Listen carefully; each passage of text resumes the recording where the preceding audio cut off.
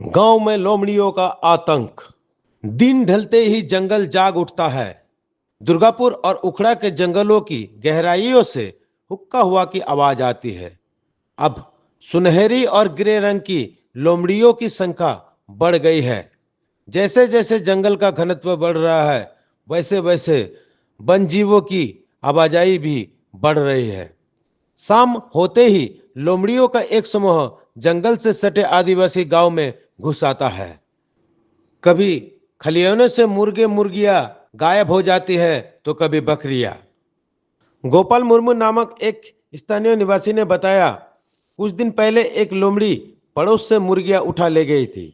वो शाम से ही गांव में घूम रही है। दोपहर में भी जब हम सो रहे होते हैं, लोमड़ियों का एक समूह घर के आंगन में आ जाता है। हालांकि वनकर्मी ये सुनिश्चित करने के लिए इलाके में गश्त करते नजर आ रहे हैं कि किसी को कोई नुकसान ना पहुंचे। ওই তো হাঁস মুরগি নিয়ে পালায়, তারপরে এখন সন্ধে হলে শিয়াল ডাকবে সাইডে মাঠের দিকটা।